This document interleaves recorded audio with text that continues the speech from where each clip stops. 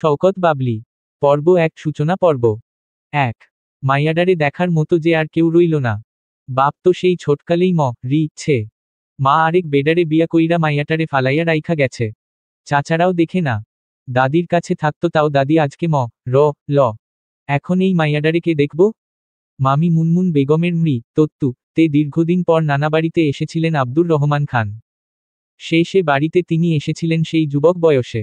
আর এখন মধ্যবয়স্ক বলাই চলে। তবে এখানে এসে চারদিকের পরিস্থিতি অবলোকনে হৃদয় ব্যথিত হলো তার। মামাতো ভাই আব্দুর রাজ্জাকের সাথে ছোটবেলায় কি মধুর সম্পর্কই না ছিল আব্দুর রহমান খানের। অথচ সেই আব্দুর রাজ্জাক নাকি আর নেই। সড়ক দুর্ঘটনায় রা গিয়েছেন সেই 14-15 বছর পূর্বে। তার বউ নাকি অন্যত্র বিয়ে করেছে। আর মেয়েটা এতদিন দাদি অর্থাৎ মুনমুন বেগমের নিকট বড় হলেও এখন তার তে একা হয়ে পড়েছে। অথচ এর কিছুই জানতেন না রহমান খান। অবশ্য জানবেন কিভাবে? দীর্ঘদিন ধরে এই বাড়ির সাথে তাদের যোগাযোগ ছিল না কোনো। তার বাবার সাথে জায়গা জমি নিয়ে পারিবারিক কোন্দলে এই বাড়ির সাথে তাদের সম্পর্কের অবনতি ঘটেছিল বহু বছর পূর্বে। তবে এত বছর পর হঠাৎ মামির সংবাদটা শুনে আর বাড়িতে বসে থাকতে পারেননি তিনি। ছুটে এসেছেন এখানে। এই মামি একদিন কত আদর যত্ন করেছেন তাদের। ছোটবেলায় এই বাড়িতে এলে ভালো মন্দ খাইয়েছেন। তপ্ত নিঃশ্বাস ফেললেন আব্দুর রহমান খান। ঘাড় ঘুরিয়ে তাকালেন আব্দুর রাজ্জাক অর্থাৎ তার মামাতো ভাইয়ের মেয়েটার দিকে। অল্প বয়সী এক তরুণী সে। বয়স আর কতই বা হবে? এই 19 কিংবা 20 বা তার অল্প কিছু বেশি। মেয়েটা কেমন নিথর হয়ে বসে রয়েছে। কাঁদতে কাঁদতে তার চোখ মুখ ফুলে গেছে। ফর্সা মুখশ্রী ইতোমধ্যে রক্তিম বর্ণ ধারণ করেছে। নরম কোমল গাল দুটো বেয়ে এখনো গড়িয়ে পড়ছে অশ্রুধারা। তবে কোনো কান্নার আওয়াজ পাওয়া যাচ্ছে না। আব্দুর রহমান খানের মায়া লাগলো মেয়েটিকে দেখে। তারও তো এমন 3টা সন্তান রয়েছে। আজ এই মেয়েটির স্থানে যদি তার সন্তানেরা থাকত। তাছাড়া মেয়েটি প্রাপ্তবয়স্কা। গ্রামে একা ফেলে রেখে গেলে যদি বিপদ আপদ কিছু ঘটে। এমনিই বর্তমান দুনিয়া ভালো নয়। মেয়ে মানুষ দেখলে লোলুপ দৃষ্টি নিক্ষেপ করা পুরুষদের অভাব নেই, সেখানে যদি আরও হয় অল্প বয়সী একা একটা মেয়ে মানুষ। তার তো কম নেই। যথেষ্ট অর্থ সম্পদ রয়েছে। তা দ্বারা এমন বাড়তি 2-1 চালানো কোনো ব্যাপার না। আর তিনি এখানে এসে যতদূর জেনেছেন তার অন্যান্য মামাতো ভাইয়েরা এই মেয়েটির প্রতি তেমন যত্নশীল নয়। ওই ভাইয়ের মেয়ে হিসেবে কর্তব্য পালনে মাসে মাসে কিছু টাকা পাঠায় এই যা। অর্থাৎ তারা কেউ এই মেয়েটিকে নিজেদের কাছে নিতে ইচ্ছুক নন। আর নিলেও হয়তো ভালো রাখবে না। আব্দুর রহমান খান সিদ্ধান্ত নিলেন মেয়েটিকে তিনি নিজের সাথে নিয়ে যাবেন। তার বাড়িতে রাখবেন। তার 3 সন্তানকে যেমন মানুষ করছেন তেমনি এই মেয়েটিকেও তিনি নিজ সন্তানের মতো মানুষ করবেন। চেয়ার ছেড়ে উঠে দাঁড়ালেন আব্দুর রহমান খান। এগিয়ে গেলেন মেয়েটির দিকে। তার মাথায় হাত রেখে শুধালেন, তোমার নাম কি মা? মেয়েটি অশ্রুসিক্ত নয়ন জোড়া তুলে তাকালো আব্দুর রহমান খানের দিকে। ভেজা ফ্যাসফ্যাসে গলায় জবাব দিল, তাসফিয়া ত্রয়ী। আব্দুর রহমান খান আর জিজ্ঞেস করলেন না কিছু। এই অবস্থায় মেয়েটিকে আর কিছু জিজ্ঞেস করা বোধ হয় ঠিক হবে না। পরম যত্নে তিনি হাত বুলিয়ে দিতে শুরু করলেন মেয়েটির মাথায়। 2 সূর্যের আলোয় উদ্ভাসিত দিন। অম্বরে স্থান করে নিয়েছে ঝলমলে সোনালি সূর্যটা। ত্রয়ী দাঁড়িয়ে রয়েছে একটি সুবিশাল বাড়ির সম্মুখে। এটা নাকি আব্দুর রহমান খানের বাড়ি। ইট সিমেন্ট দ্বারা তৈরি সুসজ্জিত ভবন। সুন্দর কারুকার্য খচিত বাড়ির দেওয়ালগুলো। সামনে আবার একটি সুন্দর ফুলের বাগানও রয়েছে। নানান ধরনের ফুলের গাছ লাগানো সেখানে। কিছু কিছু গাছে রং বেরঙের ফুলও দেখা যাচ্ছে। ত্রয়ী চোখ বড় বড় করে তাকালো চারদিকে। এত বড় বিল্ডিং, এমন সুসজ্জিত বাড়ি আগে কখনো দেখেনি সে। অবশ্য দেখবে কিভাবে? সেই ছোটবেলা থেকে তো সে দাদির সাথে গ্রামে থাকত। কখনো গ্রামের গণ্ডি পেরিয়ে বের হওয়া হয়নি, দেখা হয়নি শহরের বড় বড় ভবন ইমারত, চলা হয়নি কোলাহলপূর্ণ এই শহরের বুকে। আজও আসার ইচ্ছে ছিল না এই শহরে। কিন্তু ভাগ্য নিয়ে এলো। ত্রয়ীর দাদি মারা গিয়েছে আজ 4 দিন। গ্রামের বাড়িতে ছোট করে তার নামে একটি মিলাদ অনুষ্ঠানের পরপরই রহমান খান সাথে করে তাকে এখানে নিয়ে এসেছেন। ত্রয়ীর এই প্রায় অপরিচিত লোকটার সাথে এখানে আসার ইচ্ছা ছিল না কোনো। সে খুব করে চেয়েছিল তাকে তার কোনো চাচা সাথে করে নিয়ে যাক। কিন্তু তার কোনো চাচাই একটা বারের জন্যও তাকে সাথে করে নেওয়ার কথা বলেননি। মুনমুন বেগমের আত্মার শান্তির জন্য মিলাদ পড়িয়ে যে যার মতো করে চলে গেছে। একটা বারের জন্য তার খোঁজও নেননি। 2টা চাচা ত্রয়ীর। হয়তো তারা আগেও কখনো তার তেমন খোঁজ খবর নেয়নি, কিন্তু অল্প হলেও পরিচিত তো। মাঝে মাঝে মুনমুন বেগমের সাথে দেখা করতে গ্রামে আসত। তখন ত্রয়ীর সাথেও দেখা হতো। আর রহমান খান তো প্রায় অপরিচিত। এমন অপরিচিত একজন লোককে বিশ্বাস করতে কষ্ট হচ্ছিল মেয়েটার। মন কিছুতেই সায় দিচ্ছিল না তার সাথে আসার। কিন্তু না এসেও যে আর কোনো উপায় নেই। তার যে আর যাওয়ার কোনো জায়গা নেই। শেষ পর্যন্ত জীবনটা ভাগ্যের উপরে ছেড়ে দিয়ে আব্দুর রহমান খানের সাথে এখানে চলেই এলো সে। তার জীবনে ছোটবেলা থেকে যা ঘটছে সবই তো খারাপ। এরপর না হয় আর একটু খারাপ কিছু ঘটবে। মাঝে মাঝে ত্রয়ীর নিজের ভাগ্যের উপর ভীষণ রাগ লাগে। তার ভাগ্যটা এমন কেন এমন হলো? তার ভাগ্যটা যদি আর 5টা মানুষের মতো সুন্দর স্বাভাবিক হতো, তারও যদি বাবা মা ভাই বোন থাকতো, সুন্দর একটা পরিবার থাকতো, তবে কি খুব বেশি ক্ষতি হয়ে যেত? ত্রয়ীর ভাবনার মধ্যেই রহমান খান হাত উচালেন। চাপলেন বাড়ির কলিং বেলটা। প্রায় সাথে সাথেই দরজাটা খুলে গেল। চোখের সম্মুখে দৃশ্যমান হলো এক কিশোরী। 14 কিংবা 15 বছর বয়স হবে হয়তো তার। আব্দুর রহমান খানকে দেখেই ওষ্ঠ প্রসারিত করল কিশোরী। উৎফুল্ল হয়ে বলল, বাবা তুমি এসেছ? আমি আর আপু। এইটুকু বলতে বলতে থেমে গেল সে। ত্রয়ীকে দেখে বোধ হয় অবাক হলো। কপাল কুঁচকে শুধাল, উনি কে বাবা? আব্দুর রহমান খান একবার তাকালেন ত্রয়ীর দিকে। অতঃপর গৃহের ভিতরে পা বাড়াতে বাড়াতে বললেন, বাড়ির সবাইকে ডাকো পন্না। তারপর বলছি। পন্না নামক মেয়েটা ছুটে গেল ভিতরে। গলা উঁচিয়ে ডাকল, মামা আপু কোথাও তোমরা? বাবা এসেছেন। ডাকছেন তোমাদের। তাড়াতাড়ি এসো। ত্রয়ী ততক্ষণে ভিতরে চলে এসেছে। আব্দুর রহমান খান বসলেন বসার কক্ষের সোফায়। একটু বাদেই সেখানে এসে উপস্থিত হলেন আব্দুর রহমান খানের বড় মেয়ে রিমা এবং তার স্ত্রী ফাহমিদা বেগম। সবার দৃষ্টি ত্রয়ীর দিকে। তবে কেউ কোনো প্রশ্ন করার পূর্বেই আব্দুর রহমান খান নিজে থেকেই বললেন, ও ত্রয়ী, আমার মামাতো ভাই আব্দুর রাজ্জাকের মেয়ে। ও আজ থেকে আমাদের সাথেই থাকবে। ফাহমিদা বেগম ভ্রু কুঁচকালেন। কপালে ভাঁজ ফেলে বললেন, কেন ওর বাবা মা? দীর্ঘশ্বাস ফেললেন আব্দুর রহমান খান। একটু সময় নিয়ে বললেন, কেউ নেই ওর। ওর বাবা ছোটবেলাতেই সড়ক দুর্ঘটনায় মারা গিয়েছে। মা অন্যত্র বিয়ে করে চলে গেছে। দাদির কাছে থাকত। সেও তো সেদিন এই পৃথিবীর মায়া ত্যাগ করে পরকালে পাড়ি জমালেন। এখন আর ওর যাওয়ার মতো আর কোনো স্থান নেই। তাই আমার সাথে নিয়ে এসেছি। সব কথা শুনে ত্রয়ীর প্রতি মায়া লাগলো ফাহমিদা বেগমের। স্বামীর পানে তাকিয়ে তিনি বললেন, তা বেশ করেছ। ও আজ থেকে আমাদের সাথেই থাকবে। পরপর গলা উচালেন তিনি। কণ্ঠ বাড়িয়ে বললেন, লতিফ লতিফ, পন্নার পাশের ঘরটা পরিষ্কার করে দে তো। ত্রয়ী আজ থেকে ওখানেই থাকবে। ফাহমিদা বেগম এগিয়ে এলেন ত্রয়ীর দিকে। আলতোভাবে মেয়েটার গালে হাত রেখে বললেন, কে বলেছে তোমার বাবা মা নেই? আমরা আছি তো। আজ থেকে আমাদেরই তুমি তোমার বাবা মা ভাববে। ঠিক আছে? ত্রয়ী চোখ তুলে তাকালো ফাহমিদা বেগমের দিকে। ছলছল করে উঠল তার চোখ জোড়া। এভাবে তাকে কেউ কখনো বলেনি। যাক, জীবনে এখানে আসার সিদ্ধান্ত নিয়ে হয়তো সে ভালোই করেছে। পাতানো হোক, তবুও বাবা মা তো পেয়েছে। ফাহমিদা বেগম ওষ্ঠ প্রসারিত করে মিষ্টি হাসলেন। মেয়েটার মাথায় হাত বুলিয়ে দিতে দিতে বললেন, তোমার সাথে পরে অনেক গল্প করব। আপাতত চুলোয় রান্না বসিয়ে এসেছি তো। তাছাড়া তুমিও অনেকটা পথ জার্নি করে এসেছো, ফ্রেশ হয়ে বিশ্রাম নাও এখন। এইটুকু বলে ফাহমিদা বেগম পাশ ফিরে তাকালেন পন্নার দিকে। আদেশ দিয়ে বললেন, ওর রুম তো এখনো পরিষ্কার করা হয়নি। ওকে তুই তোর রুমে নিয়ে যা। সেখানেই ফ্রেশ হয়ে বিশ্রাম নিক। পন্না খুশি হলো। উৎফুল্ল ভঙ্গিতে সে এগিয়ে এসে ধরল ত্রয়ীর এক হাত। টেনে তার কক্ষের দিকে নিয়ে যেতে যেতে বলল, ভালোই হলো তুমি আমার পাশের রুমে থাকবে। আমরা সারাদিন অনেক গল্প করব, ঠিক আছে? ত্রয়ী বলল না কিছুই, শুধু উপর নিচ মাথা নাড়ল হালকাভাবে। তবে তার এই আগমনকে সবাই ভালোভাবে নিলেও ভালোভাবে নিতে পারল না রিমা। বিরক্ত হলো সে। চোখ মুখ কুঁচকে বিড়বিড়িয়ে বলল, যত সব উটকো ঝামেলা। আর বাবা মায়েরও তাদের নিয়ে আদিক্ষেতার শেষ নেই। 3. আকাশের সূর্যটা তার তেজ কমিয়ে দিয়েছে। একদিকে ঢলে পড়ে জানান দিচ্ছে বিকালের।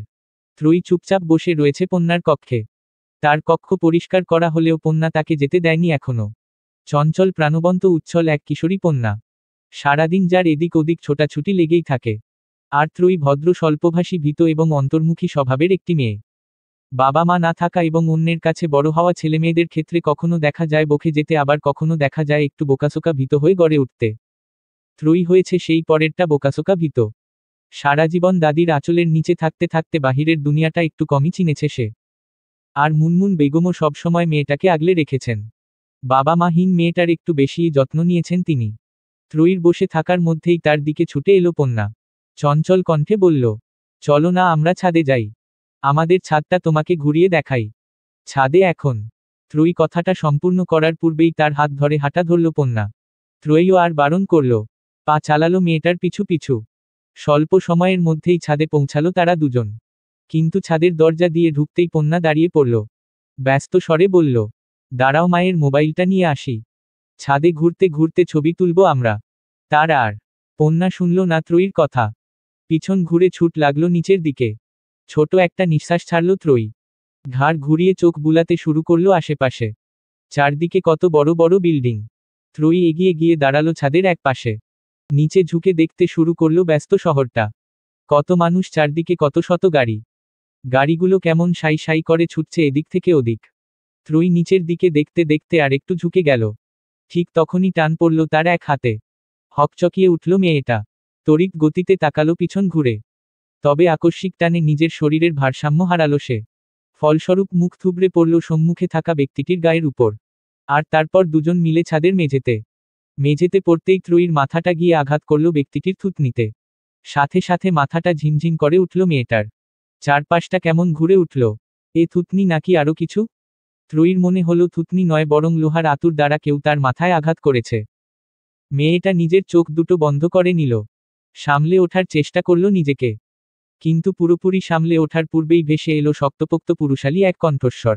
গম্ভীর কণ্ঠে সে বলল, আমার শরীরটা নরম কোমল মাখনের মতো লাগছে। সারা জীবন এখানে এভাবে পড়ে থাকতে ইচ্ছে হচ্ছে নাকি? কিন্তু পুরোপুরি সামলে ওঠার পূর্বেই ভেসে এলো শক্তপোক্ত পুরুষালী এক কণ্ঠস্বর। গম্ভীর কণ্ঠে সে বলল, আমার শরীরটা নরম কোমল মাখনের মতো লাগছে। সারা জীবন এখানে এভাবে পড়ে থাকতে ইচ্ছে হচ্ছে নাকি? থামল লোকটা। দম নিয়ে ফের বলল, শরীর নাকি বালির বস্তা? পুরুষ মানুষের গায়ের ওপরে উল্টে পড়ে তারপর উঠে দাঁড়াতে কষ্ট হয়? ত্রয়ী লজ্জা বোধ করল। লোকটা তাকে কি বলল? বালির বস্তা? সে তো খুব বেশি মোটা নয়। যতটুকু স্বাস্থ্য রয়েছে একদম ঠিকঠাক। আবার পুরুষ মানুষের গায়ে পড়া নিয়েও কিসব বলল? সে কি ইচ্ছে করে এই লোকের গায়ে পড়েছে নাকি? লোকটা হঠাৎ তার হাত ধরে টান দিল বলেই তো পড়ল।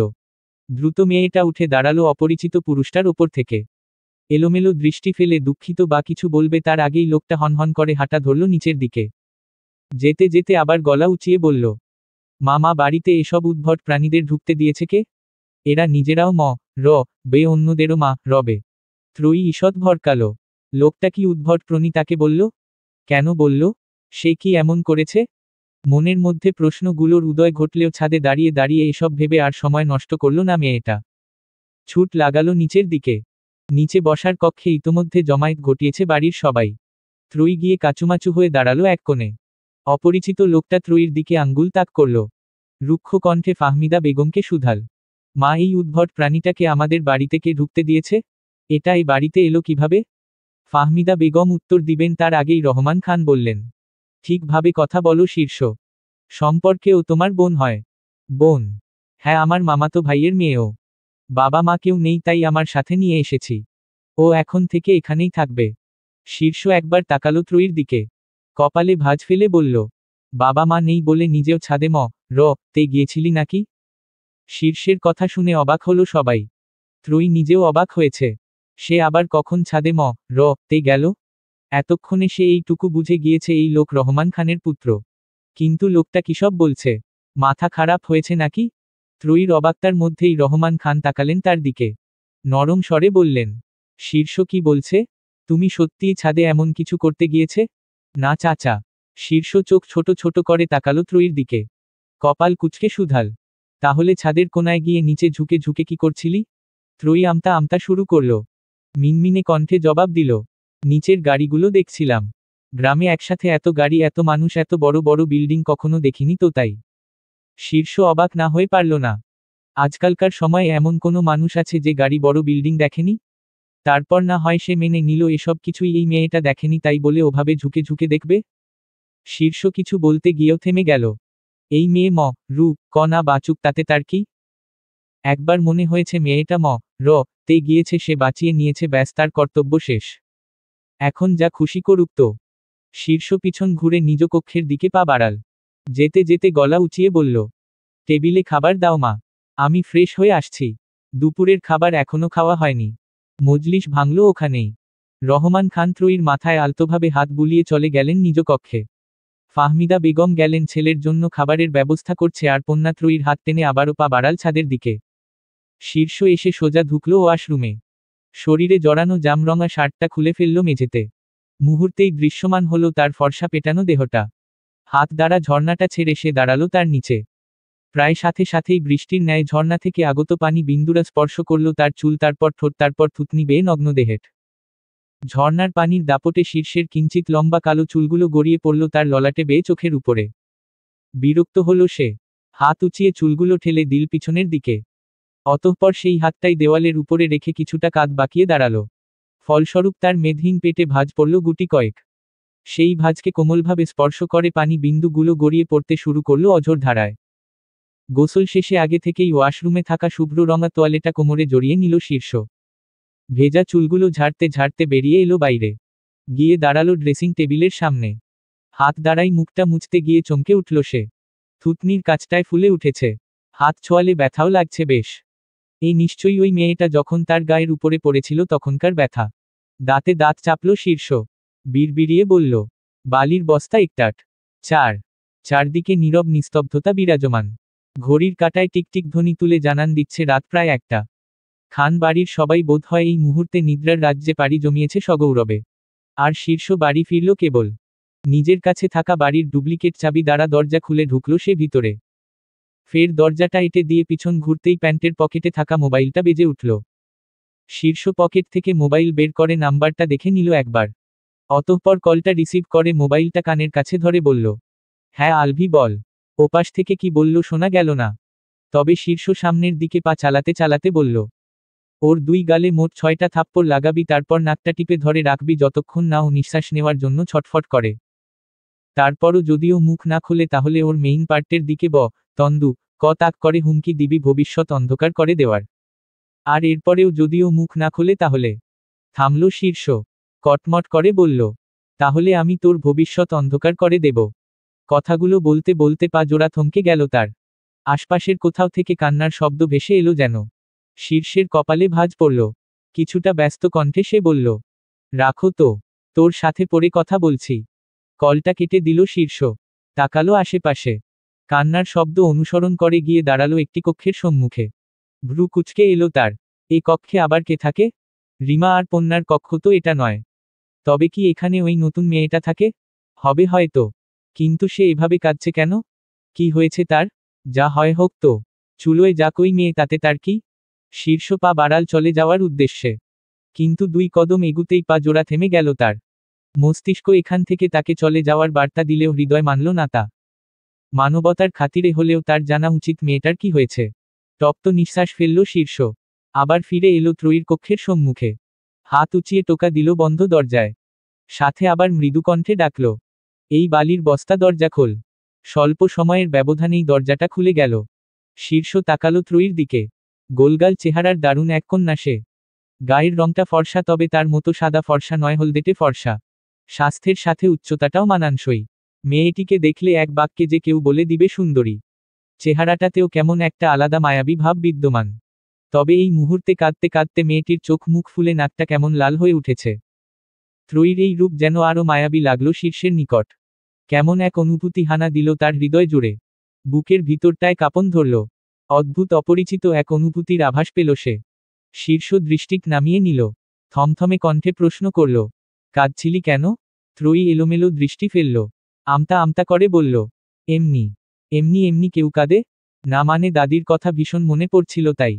ওহ আচ্ছা, তাহলে আবার গিয়ে কান্না শুরু কর। শুভকামনা রইল। কথাটা বলে পিছন ঘুরে পা বাড়াল শীর্ষ। ত্রয়ী একটু তাড়াহুড়ো করল। প্রায় সাথে সাথেই ডাকল, শুনছেন? শীর্ষ থমকে দাঁড়ালো। ফের পিছন ঘুরে বলল, কিছু বলবি? ত্রয়ী দৃষ্টি নত করল। কিছুটা ইতস্তত করে বলল, আমি না একা ঘুমাতে পারি না। ভয় লাগে আমার। আসলে ছোটবেলা থেকে দাদির কাছে ঘুমিয়েছি তো। তাহলে এখন কি করব আমি? তোর কাছে ঘুমাবো? আয় দুজন গলাগলি বেঁধে বিছানায় শুয়ে পড়ি। তারপর বাড়ির লোকের কাছে কট খেয়ে তোকে বিয়ে করে ফেলি। যৎসব ভাওতাবাজি। যা গিয়ে আবার কান্না শুরু কর। ত্রয়ী হতবাক হয়ে তাকালো শীর্ষের দিকে। সে শুধু বলেছিল একা ঘুমাতে পারে না, ভয় লাগে তার। সে ভেবেছিল এই কথা বললে শীর্ষ হয়তো পণ্যাকে বা কাউকে তার কাছে পাঠাবে। কিন্তু এই লোক তার কথাকে কোথায় নিয়ে গেল? বিয়ে গলাগলি আবার কট খাওয়া, সে বলল ঢাকা, আর এই লোক নিয়ে গেল দিল্লি। ত্রয়ীর ভাবনার মধ্যেই আবার মুখ খুলল শীর্ষ। কপালে ভাঁজ ফেলে শুধাল, তোর নাম কি? ত্রয়ী। তোরও? অনেক কষ্টে নামটা উচ্চারণ করল শীর্ষ। নাক মুখ কুচকে বলল, এই বা লে র নাম কে রেখেছে তোর? বালের নাম নিজের নাম সম্পর্কে এমন কুরুচিপূর্ণ মন্তব্য মানতে পারল না ত্রয়ী। হৃদয় বিদ্রোহ করল তার, কিন্তু সাহসের অভাবে সে বিদ্রোহ কণ্ঠে ধারণ করতে সক্ষম হল না সে, বরং মিনমিন করে জবাব দিল, বাবা রেখেছিল। কি দাঁত ভাঙা নাম তোর বাপ এটা খুঁজে পেয়েছিল কোথায়? জানি না, জানতেও হবে না আর। তোর নাম বালির বস্তায় ঠিক আছে। কিন্তু এইটুকু বলতেই তাকে থামিয়ে দিল শীর্ষ। নিজের কক্ষের দিকে যেতে যেতে বলল, তুই মন খুলে কাঁদতে থাক, আমি ঘুমাই গিয়ে। 5 অম্বরে সোনালি সূর্যটা উকি দিয়েছে। রাতের আধার কেটে উজ্জ্বল আলোয় ভরে উঠতে শুরু করেছে প্রকৃতি। ফাহমিদা বেগম এই ভোরে উঠেই নাস্তা তৈরির কাজে লেগে পড়েছেন। আগে একটা মেয়ে ছিল তাদের বাসায় কাজ করত। 1-1.5 মাস পূর্বে তার বিয়ে হয়ে যাওয়ায় কাজ ছেড়ে দিয়েছে। এখন একা হাতেই তাকে সবটা সামলাতে হয়। 8টার দিকেই আবার রহমান খান এবং শীর্ষ জনেই বেরিয়ে পড়বে অফিসের জন্য। রহমান খানের নিজেরই ব্যবসা। শীর্ষ পড়াশোনা শেষ করে সেই ব্যবসার কাজেই যোগ দিয়েছে এবং 2 বাবা ছেলে মিলে সংঘবদ্ধ প্রচেষ্টায় অল্প কিছুদিনের মধ্যে ব্যবসায় বেশ উন্নতিও ঘটিয়েছে। ফাহমিদা বেগমের নাস্তা তৈরির মধ্যেই ত্রয়ী এসে দাঁড়ালো রান্নাঘরের দরজায়। নরম স্বরে বলল, আমি সাহায্য করব আন্টি। ফাহমিদা বেগম একবার তাকালেন দরজার দিকে, অতঃপর আবার নিজের কাজ করতে করতে বললেন, তুমি এত ভোরে ঘুম ভালো হয়েছে তো? হ্যাঁ আমার ভোরে ভোরেই ঘুম থেকে ওঠার অভ্যাস। হ্যাঁ আমার ভোরে ভোরেই ঘুম থেকে ওঠার অভ্যাস। ফাহিন্দা বেগম ফের তাকালেন ত্রয়ীর দিকে, ওষ্ঠে হাসির রেখা ফুটিয়ে বললেন, তোমাকে কিছু করতে হবে না মা, আমি একা একাই করে নেব। তুমি বরং গিয়ে আরেকটু সময় শুয়ে থাকো। ত্রয়ী এবার রান্নাঘরের ভিতরে এলো। নিজে থেকেই নাস্তা বানানোর কাজে হাত লাগিয়ে বলল, কাল আসার পর থেকে তো শুয়ে বসেই আছি, তাও আপনাকে একটু সাহায্য করি। আপনারও কাজটা তাড়াতাড়ি হবে, আর আমিও করার মতো কিছু পাবো। কাল থেকে শুয়ে বসে থাকতে থাকতে আর ভালো লাগছে না। ফাহমিদা বেগম বারণ করতে গিয়েও করলেন না। নিজের মেয়ে দুটো তো কখনো কোনো কাজে সাহায্য করতে আসে না। বড় মেয়ে রিমা তার কাজ দেখলেই গায়ে জ্বর আসে আর ছোট মেয়ে পন্না কাজ দেখলে পালিয়ে বেড়ায়। তাও এই মেয়েটা একটু সাহায্য করলে তারই উপকার হবে। একা হাতে আর কতদূর সামলানো যায়? ফাহমিদা বেগম মুচকি হাসলেন। আলু আর কিছু পেঁয়াজ মেয়েটির দিকে এগিয়ে দিয়ে বলল, সাহায্য যখন করবেই তাহলে এই আলু আর পেঁয়াজগুলোই কেটে দাও, ভাজি করব। ত্রয়ী হাতে নিল আলু আর পেঁয়াজ। কিন্তু এগুলো কাটবে কি দ্বারা? আশেপাশে কোনো বটিও তো দেখা যাচ্ছে না। মেয়েটা আরেকবার আশেপাশে দৃষ্টি বুলিয়ে শুধাল, আন্টি এগুলো কাটবো কি দিয়ে? তোমার পাশেই তো রি আর চপিং বোর্ড রাখা আছে, ওগুলো দিয়েই কাটবে। ত্রয়ী অবাক হলো, চোখ বড় বড় করে তাকালো রি আর চপিং বোর্ডের দিকে। রি দিয়ে এখন তাকে আলু পেঁয়াজ কাটতে হবে? গ্রামে তো কিংবা টি দ্বারাই তারা সবাই টাকা কাজ করে। ত্রয়ী রি দ্বারা কাজ করতে তেমন অভ্যস্ত নয়। কথাটা ফাহমিদা বেগমকে জানাতে গিয়েও থেমে গেল। তিনি আবার কি না ভাবেন, হয়তো তাকে গ্রামের গাইয়া মেয়ে ভাববেন। ত্রয়ী আর কিছু বলল না ফাহমিদা বেগমকে। রি আর চপিং বোর্ডটা একটু টেনে নিয়ে আলু টা শুরু করলো আস্তে ধীরে। ত্রয়ীর টাকা মধ্যেই ফাহমিদা বেগম বললেন, তুমি ওগুলো তো আমি একটু ওয়াশরুম থেকে আসছি। ত্রয়ী মাথা নাড়িয়ে ইতিবাচক জবাব দিল। রান্নাঘর থেকে বেরিয়ে গেলেন ফাহমিদা বেগম। কিছুটা সময় অতিবাহিত হতেই রান্নাঘরে প্রবেশ করল কেউ। মেয়েটা ঘাড় ঘুরিয়ে দেখতে পেল শীর্ষকে। লোকটার শরীরে জড়ানো একটা থ্রি-কোয়ার্টার প্যান্ট আর টি শার্ট, চুলগুলো উস্কো খুস্কো, হাতে একটা পানির জগ। চোখ মুখ এখনো ফোলা ফোলা, বোধ হয় কেবল ঘুম থেকে উঠে এসেছে। ত্রয়ী দৃষ্টি ঘুরালো।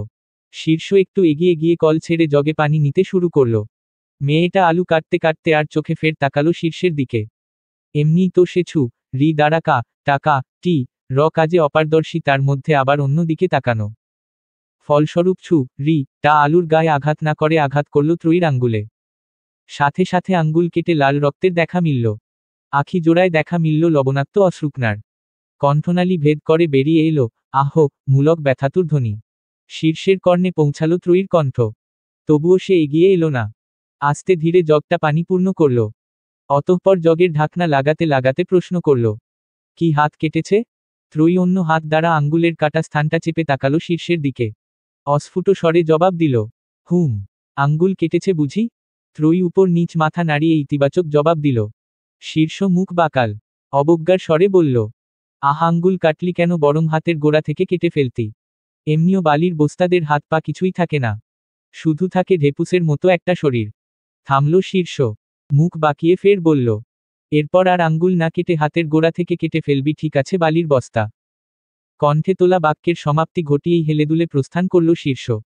ত্রয়ী হতবাক নয়নের তাকিয়ে রইল তার গমনপথে।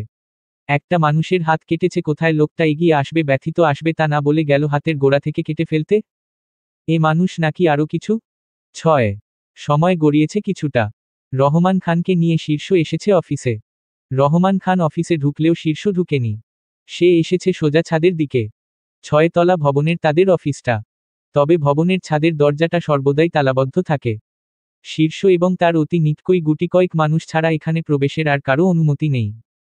এমনকি ছাদে প্রবেশের দরজায় থাকা তালার চাবিও শীর্ষ ছাড়া আর কারো কাছে নেই। শীর্ষ চাবি দ্বারা দরজা খুলে ঢুকল ভিতরে। ছাদের একদিকে 3টা কক্ষের অবস্থান, বাকিটা খোলা। সে এগিয়ে গেল কক্ষ 3টার দিকে। মাঝের কক্ষটার সামনে দাঁড়িয়ে টোকা দিল দরজায়। প্রায় সাথে সাথেই দরজাটা খুলে গেল। দেখা মিলল অল্প বয়স্ক এক তরুণের। এই তরুণ শীর্ষের অ্যাসিস্ট্যান্ট। শরীরে জড়ানো তার একখানা সাদা রঙা শার্ট, গলায় কালো টাই আর চোখে চিকন ফ্রেমের চশমা। শার্টের এক ধার ইন করে প্যান্টের ভিতরে ঢুকানো আর অন্য ধার বাইরে ঝুলছে। গলার টাইটাও ঢিলে হয়ে ঝুলে গেছে। লম্বাটে শক্তপোক্ত দেহের শ্যামবর্ণা ছেলেটা হাত উচালো। তর্জনী আঙ্গুল দ্বারা চশমাটা চোখের দিকে একটু ঠেলে বলল, আপনি এসেছেন স্যার? শীর্ষ থমথমে কণ্ঠে জবাব দিল, হুম। রবি আর আলভি কোথায়? নয়ন আছে ভিতরেই। শীর্ষ ভিতরে ঢুকল। সোজা তাকাতেই নজরে পড়ল আরেক অল্প বয়সী তরুণকে, যাকে মোটা রশি দ্বারা বেঁধে রাখা হয়েছে একটা কাঠের চেয়ারের সাথে। মাথা নুইয়ে রেখেছে সে। শীর্ষ ঘাড় বাঁকিয়ে তাকালো পাশ ফিরে। এবারে নজরে এলো আরও দুজন। একজন দাঁড়িয়ে রয়েছে, আরেকজন একটা চেয়ারে বসা। তবে দুজনের পোশাকের অবস্থাই নয়নের মতো অগোছালো। শীর্ষ ভ্রু কুচকাল। গম্ভীর কণ্ঠে প্রশ্ন করল, ফাহাদ মুখ খুলেছে? বসে থাকা তরুণ ছেলেটা কোনো জবাব না দিয়ে গা এলিয়ে দিল চেয়ারে। আর দাঁড়িয়ে থাকা জন বেশ বিরক্তি নিয়ে জবাব দিল, না। কাল সারারাত মিলে আমি, রবি আর নয়ন মিলে এত চেষ্টা করেও ইকু তোত্তা বাচ্চার মুখ থেকে কিছু বের করাতে পারিনি। ওকু তোত্তা বাচ্চা না বলেই মুখ না খুলে এত শক্ত হয়ে বসে আছে। কু তোত্তা পা ছা একটা লাথি মে রে দেখিস, সাথে সাথে মুখ খুলবে। ঘেউ ঘেউ করে উঠে তোকে কামড় দিবে। আর তারপর 14টা ইঞ্জেকশন। শীর্ষ এগিয়ে গিয়ে দাঁড়ালো ফাহাদের সম্মুখে। হাত বাড়িয়ে মুঠো করে ধরল তার মাথার চুল। টেনে মুখটা উঁচু করল। অমনি কপালে ভাঁজ পড়ল তার। ঘাড় বাঁকিয়ে রবি এবং আলভির দিকে তাকিয়ে বলল, তোদের না রাতে বললাম গুনে গুনে ওর গালে 6টা থাপ্পড় বসাতে বসাসনি? রবি এবং আলভি শীর্ষ বন্ধু। সেই ছোটবেলা থেকে তাদের একসাথে বেড়ে ওঠা, একসাথে পড়াশোনা। এখনো 3জন একসাথেই আছে। রবি উঠে দাঁড়ালো চেয়ার ছেড়ে। ঝটপট উত্তর দিল, বসিয়েছি তো। তাহলে দাগ কই? মেয়ে মানুষের মতো থাপ্পড় দিয়েছিলি? রবি আর আলভি একে অপরের দিকে তাকালো। ফাহাদ মেকি হেসে বলল, জোরেই দিয়েছিলাম। দাগও পড়েছিল তখন।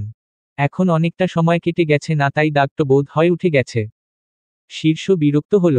এই ছেলেগুলোকে দ্বারা যদি একটা কাজ ঠিকমতো হয়, থাপ্পড় পর্যন্ত ঠিকভাবে তে পারে না।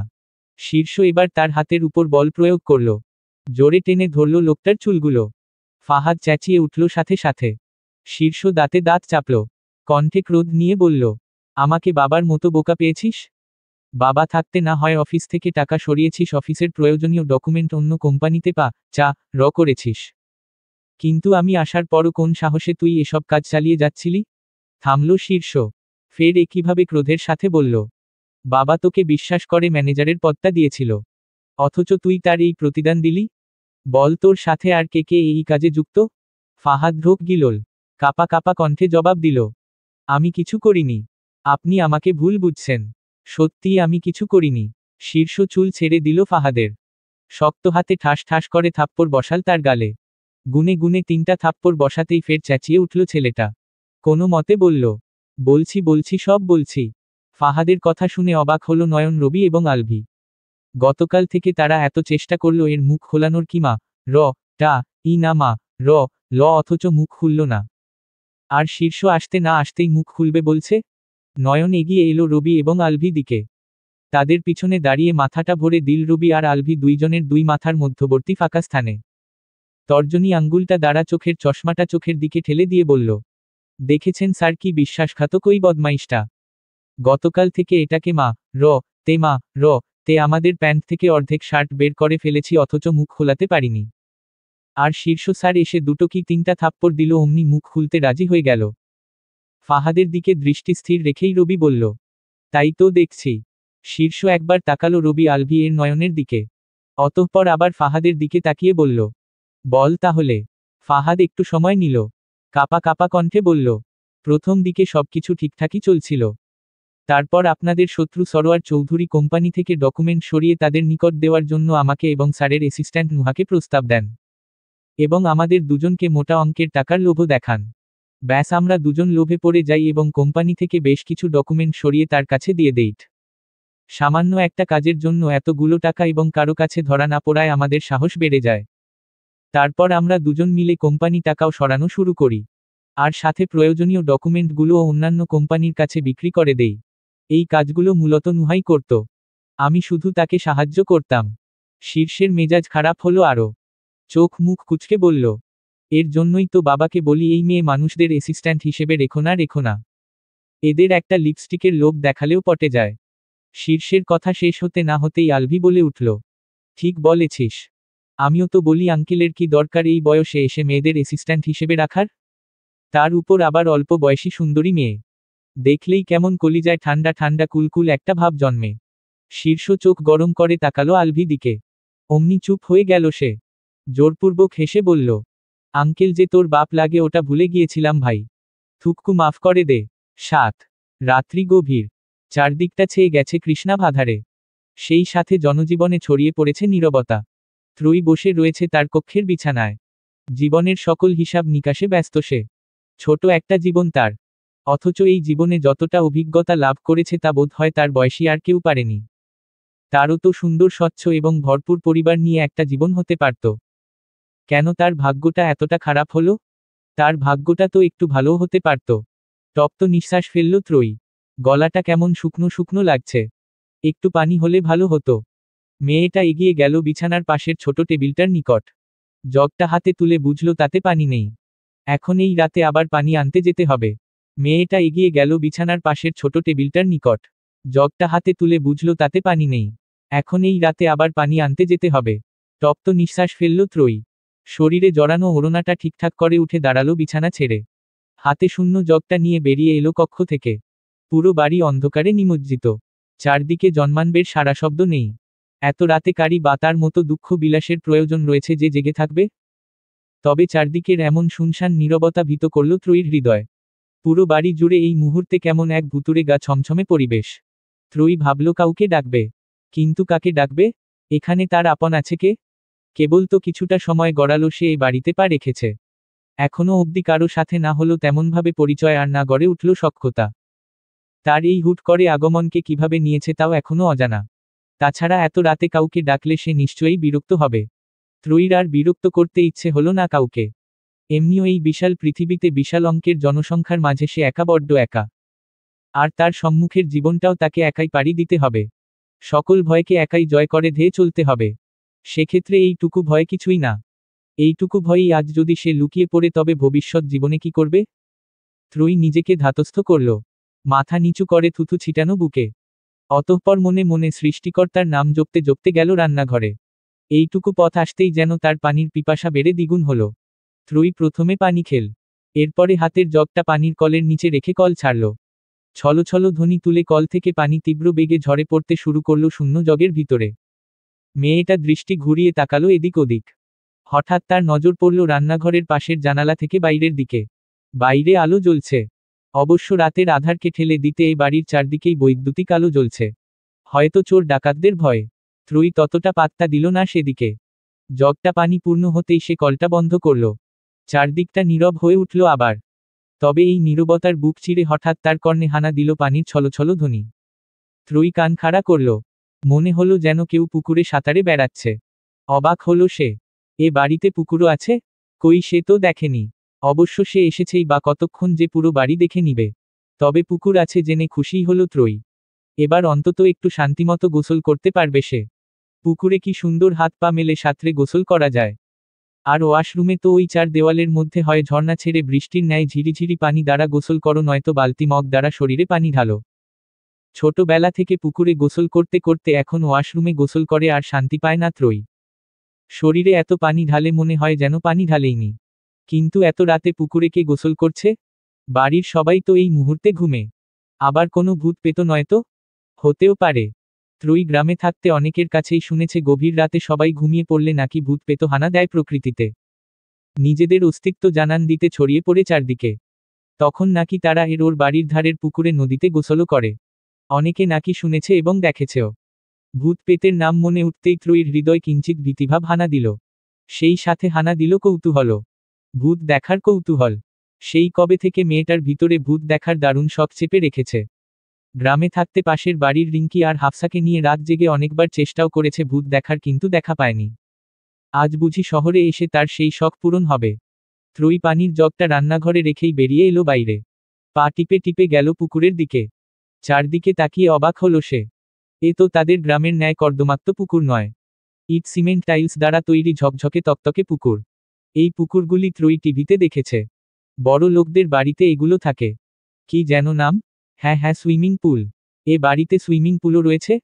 এর মানে তো রহমান খান বিশাল বড় লোক। তবে দয়ালুও বেশ। নয়তো তার মতো পরিবাহীন চালচুলোহীন গরিব ঘরের একটি মেয়েকে কখনোই নিজের বাড়িতে আশ্রয় দিতেন না। ত্রয়ী আর একটু এগিয়ে গিয়ে দাঁড়ালো সুইমিং পুলের নিকটে। তাকালো পানির দিকে। দেখা পেল শীর্ষের। পুলের এদিক থেকে ওদিক সাঁতরে বেড়াচ্ছে লোকটা। ভ্রু কুঁচকে এলো মেয়েটার। এ লোক আবার এত রাতে এখানে এসে উন্মাদের ন্যায় সাঁতরে বেড়াচ্ছে কেন? নির্ঘাত একে ভূতে ধরেছে। তাদের গ্রামের কুদ্দুস মোল্লার বউ হাসুকে যখন ভূতে ধরল তখন সেও তো এভাবে যখন তখন গোসল করত। রাত নেই দিন নেই, শুধু বলতো শরীরের মধ্যে আগুন জ্বলে আগুন জ্বলে। এরপর ছুটত গোলস করতে। আর এমনিও এই বাড়িতে আসার পর থেকে এই শীর্ষকে সে যতবার দেখেছে আর যতবার তার ব্যবহার দেখেছে তাতে মনে হয়নি এ কোনো স্বাভাবিক মানুষ। স্বাভাবিক মানুষ হলে কি কেউ শুধু শুধু অমন রুক্ষ ভারী স্বরে কথা বলতে পারে? কোনো কারণ ছাড়াই কারো উপরে চেতে উঠতে পারে? হতো এ লোক তাদের গ্রামের এতদিনে কালা ওঝা তার বিখ্যাত ঝাড়ু দিয়ে ঝেঁটিয়ে এর ভূত তাড়িয়ে দিত। যেমনটা তাড়িয়েছিল হাসুর বেলায়। হাসুকে তো কালা ওঝা ঝাড়ু দিয়ে দুটো বাড়ি মা রা র সাথে সাথেই চেঁচিয়ে বলে উঠেছিল। মা র বে ন না, আর মা র বে ন না। আমারে ছাইরা দেন। আমি কথা দিতাছি আমি এক্ষুনি চইলা যামু। তারপর ভূতটা চলে গেল। হাসুও সুস্থ হয়ে উঠল। এই শীর্ষকেও এখন কালা ওঝাকে দেখানো উচিত। তার ঝাড়ুর 2-4টা বাড়ি খেয়ে যদি সুস্থ হয়ে ওঠে আর কি। কিন্তু এখানে আর বেশিক্ষণ ত্রয়ীর থাকা যাবে না। যদি শীর্ষের ভূতটা তার উপরে ভর করে তখন আবার আরেক ঝামেলা। ত্রয়ী একটু তাড়াহুড়ো করেই পিছন ঘুরল। চলে যাওয়ার উদ্দেশ্যে সম্মুখে পা বাড়াতেই অসাবধানতাবশত পাটা পিছলে গেল তার। হকচকিয়ে উঠল মেয়েটা। পানিতে পড়া থেকে নিজেকে বাঁচানোর আপ্রাণ চেষ্টা চালালো সে। কিন্তু শেষ রক্ষা আর হলো না। শরীরের ভারসাম্য হারিয়ে ঝপ করে পড়ল সুইমিং পুলের পানির মধ্যে। ত্রয়ী এমনি সাঁতার জানে। তাছাড়া সুইমিং পুলেও পানি খুব বেশি হবে না। এই বাহু কিংবা গলা পর্যন্ত হবে হয়তো। কিন্তু আকস্মিক ঘটনায় মেয়েটা সে উপলব্ধি ক্ষমতা হারালো। অনেক সময় হঠাৎ আমাদের সাথে কিছু ঘটলে ভয় আমাদের জানা জিনিসও ভুলে যাই। কি করব না করব বুঝে উঠতে পারি না। ত্রয়ীর ক্ষেত্রেও তাই ঘটেছে।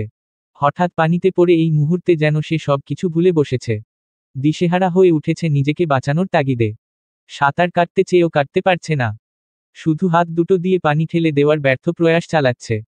হঠাৎ সুইমিং পুলে ঝুপ করে কিছু পড়ার শব্দ পেয়ে সেদিকে ফিরে তাকালো শীর্ষ। পনির মধ্যে মানবাকৃতির কাউকে দেখে ভ্রু কুঁচকে এলো তার। এই সময়ে এখানে আবার কে? এত রাতে এখানে তো কেউ আসে না। শীর্ষ এগিয়ে এলো ত্রয়ীর দিকে। হাত বাড়িয়ে মেয়েটার চুল ধরে টেনে তুলল পানির উপরে। নিজের জীবন বাঁচানোর তাগিদে হিতাহিত জ্ঞান হারালো ত্রয়ী। স্থানকাল পাত্র বিবেচনা বাদ দিয়ে 2 পা দ্বারা শক্তভাবে জড়িয়ে ধরল শীর্ষের কোমর। জোরে নিঃশ্বাস নিতে নিতে 2 হাতে জড়িয়ে ধরল তার গলা। মুখ গুজল ঘাড়ে।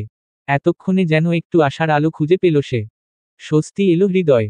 নয়তো সে ভেবেছিল আজ এই সর্বনাশা পানির বুকেই তার চিরবিদায় ঘটবে। তবে আকস্মিক নারীদেহের এমন গাঢ় স্পর্শে শিউরে উঠল শীর্ষের পুরুষালী দেহ। তার উপর আবার সে নারীদেহ ভেজা শীতল। শীর্ষের দেহও ভেজা উন্মুক্ত।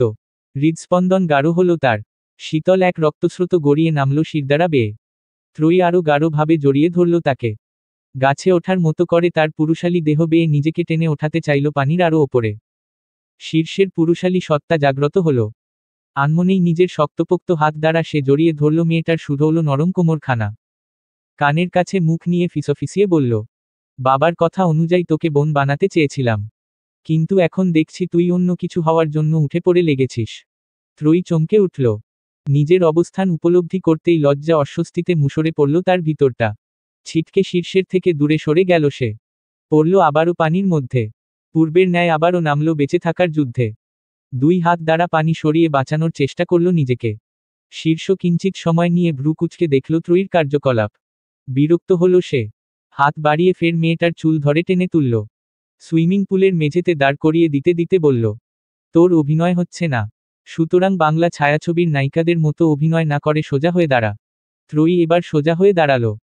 ওমা, তার পা তো সুইমিং পুলের মেঝে ছুঁয়েছে আর সেও পানির মধ্যে ডোবেনি। পানি কেবল তার গলা পর্যন্ত উঠেছে। অথচ এই এতটুকু পানিতে কিনা এতক্ষণ সে রে যাওয়ার ভয় পেয়েছিল। কি বোকা ত্রয়ী নিজের বোকামির কথা ভেবে নিজেই লজ্জা পেল মেয়েটা। এলোমেলো দৃষ্টি ফেলে বলল, আসলে আসলে আর কিছু বলার মতো খুঁজে পেল না সে। কি বলবে ত্রয়ী? সে এতক্ষণ যা করেছে তার পরিপ্রেক্ষিতে কি যুক্তি দিবে? মেয়েটাকে চুপ হয়ে যেতে দেখে শীর্ষ নিজে থেকেই প্রশ্ন করল, আমাকে জড়িয়ে ধরেছিলি কেন? ত্রয়ী মিনমিনে কণ্ঠে জবাব দিল, ভয়ে। ভয়ে এভাবে সামনে যাকে পাবি তাকেই জড়িয়ে ধরবি? ত্রয়ী অপ্রস্তুত হল। ইতস্তত করে বলল, ননন, না মানে, আমি খালি গায়ে খেয়াল করেছিস? ত্রয়ী চোখ তুলে তাকালো শীর্ষের দিকে। এক নজর তার উন্মুক্ত দেহের দিকে তাকিয়েই চোখ নামিয়ে নিল সাথে সাথে। সত্যিই এতক্ষণ সে এই বিষয়টা খেয়ালই করেনি। হঠাৎ পানিতে পড়া এবং নিজের জীবন বাঁচানো নিয়ে সে এতটাই ব্যস্ত হয়ে উঠেছিল যে শীর্ষ উন্মুক্ত শরীরে নাকি পোশাক পরিহিত অত কিছু ভাবার সময়ই পায়নি। শীর্ষ এগিয়ে এলো মেয়েটার দিকে। একটু ঝুঁকে মৃদু কণ্ঠে বলল, গভীর রাত। সুইমিং পুলে ভেজা শরীরে দাঁড়িয়ে দুই নরনারী। থামল শীর্ষ। দম নিয়ে ফের বলল, আমি একজন শুদ্ধ পুরুষ। 2 দিন হয় এই বাড়িতে এসেছিস।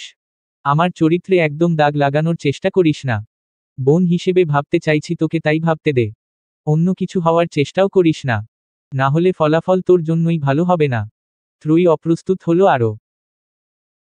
হঠাৎ পানিতে পড়ে ভয় সে কি করে ফেলল এখান লোকটার মনে তার সম্পর্কে একটা বাজে ধারণা তৈরি হলো।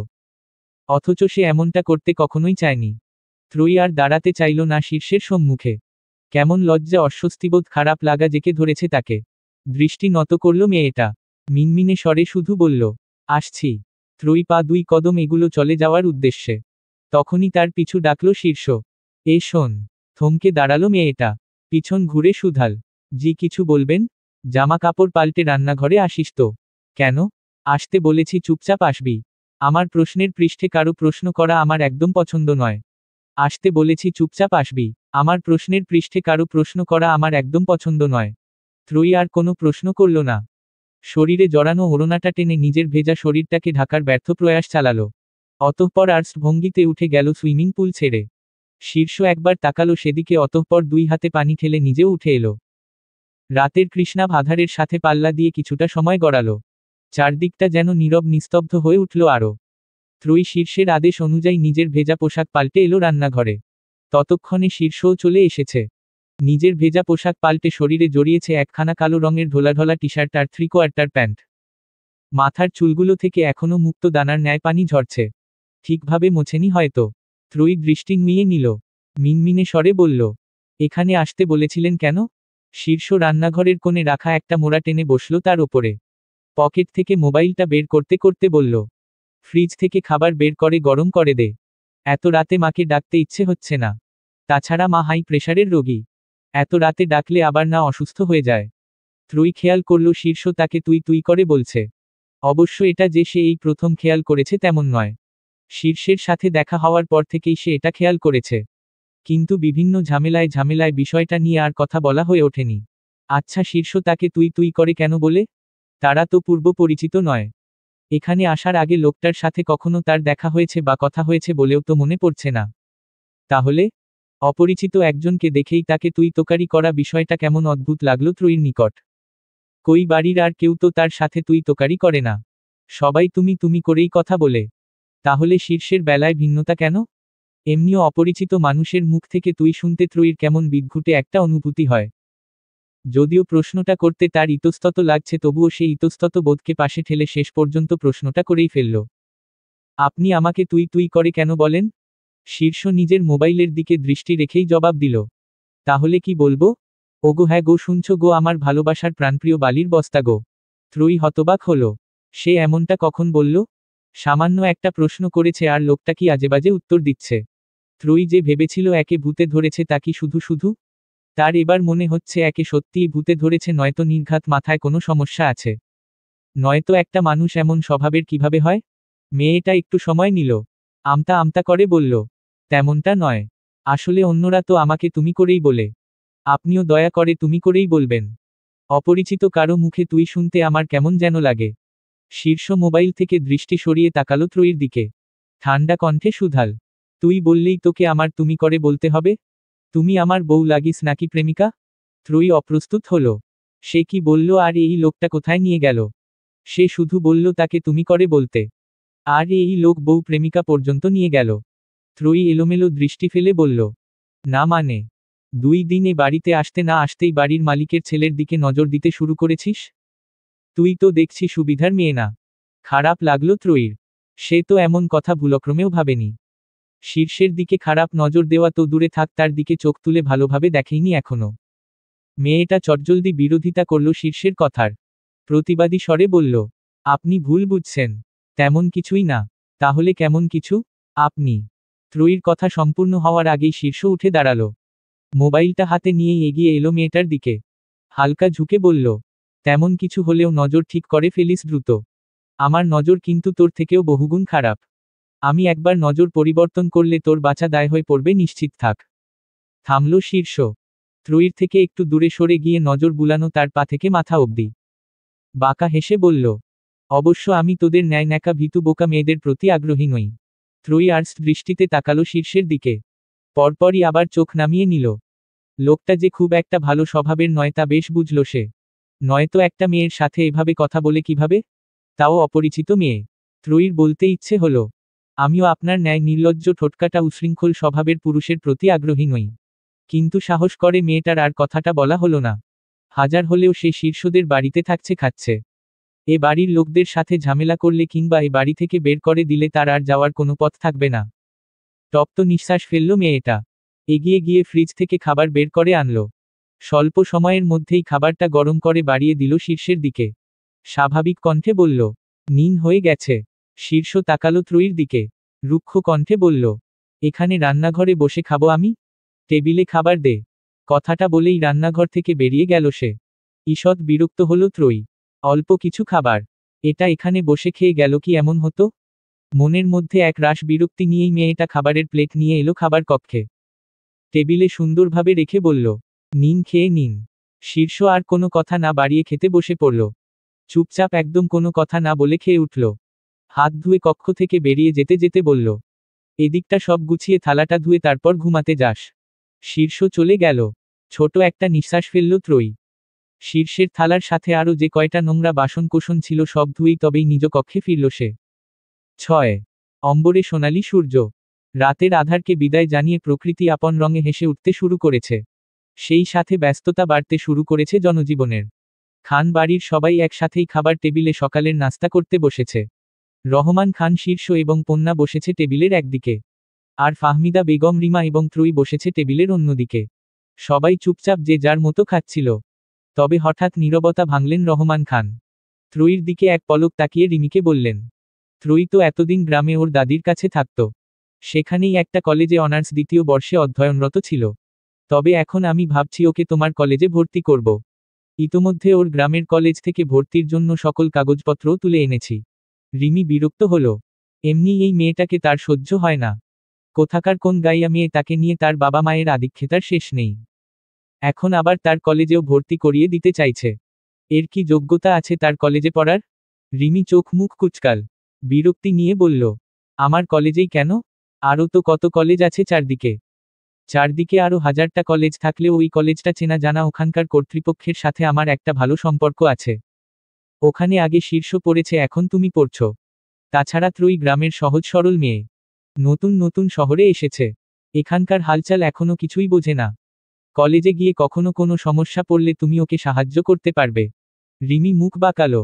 সে কিনা সাহায্য করবে ত্রয়ীকে? কলেজে গেলে একে যে সে চিনে সে বিষয়েই তো প্রকাশ করবে না, আর তো সাহায্য। রিমির ভাবনার মধ্যেই রহমান খান ফের তাকে বললেন, ত্রয়ীর তো ভালো জামা কাপড় নেই। কলেজে যাওয়া সবার সাথে চলাফেরার জন্য ওকে কিছু ভালো জামা কাপড় কিনে দেওয়া প্রয়োজন। তুমি কি ওকে কিছু ভালো জামা কাপড় কিনে দিতে পারবে? আমার অত সময় হবে না বাবা। কলেজে আজ আমার গুরুত্বপূর্ণ ক্লাস আছে। কথাটা বলেই রিমি খাবার টেবিল ছেড়ে উঠে দাঁড়ালো। ত্রয়ীর দিকে একবার বিরক্তি নিয়ে তাকিয়ে চলে গেল নিজ কক্ষের দিকে। তপ্ত নিঃশ্বাস ফেললেন রহমান খান। শীর্ষের দিকে ফিরে তাকিয়ে বললেন, তুমি নিয়ে যেতে পারবে ওকে জামাকাপড় কিনতে? শীর্ষ স্পষ্টভাবে জবাব দিল, না। রহমান খান অবশ্য আগে থেকেই জানতেন তার ছেলে এমন উত্তরই দিবে।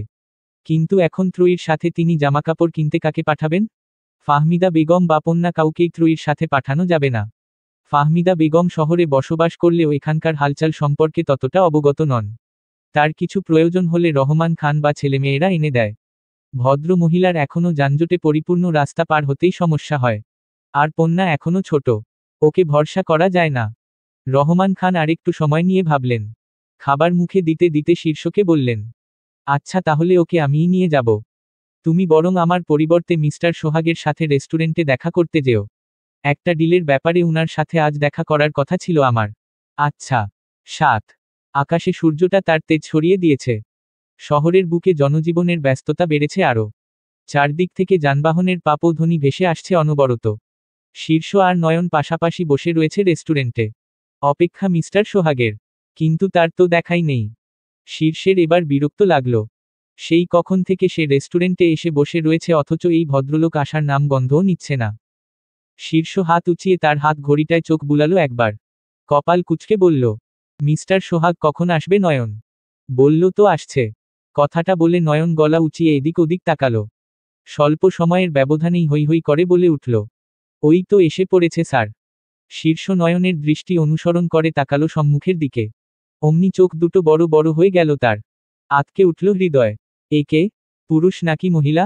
মাথায় এর পুরুষের ন্যায় ছোট ছোট চুল, মুখ ভর্তি দাড়ি, গোঁফ। আবার পুরো মুখ জুড়ে ভারী মেকআপের আবরণ, ঠোঁটে লিপস্টিক, কানে দুল। পরনে মিনি স্কার্ট, পায়ে হাই হিল। মিনি স্কার্টের নিচ থেকে আবার তার নগ্ন পা দুটো দৃশ্যমান। শীর্ষ ঢোক গিলল। হতবাক হয়ে প্রশ্ন করল, এই অদ্ভুত প্রাণীটাকে নয়ন? কেন স্যার, এই তো মিস্টার সোহাগ। শীর্ষ ফের ঢোক গিলল। এর রূপ দেখেই গলা যেন শুকিয়ে এসেছে তার। চটজলদি বসা থেকে উঠে দাঁড়ালো সে। টেবিলের উপর থেকে মোবাইলটা হাতে নিয়ে দ্রুত কল লাগালো বাবার নাম্বারে। ওপাশ থেকে কোনো মতে কলটা রিসিভ হতেই সে হড়বড়িয়ে বলল, ওই তোরই না ফরই, ওর শুধু জামাকাপড় কেন, ওর পা থেকে মাথা অবধি যা যা লাগবে সব কিনে দেব আমি। তবুও তুমি এখানে এসো বাবা। আমাকে এই মিস্টার সোহাগের হাত থেকে বাঁচাও। চলবে।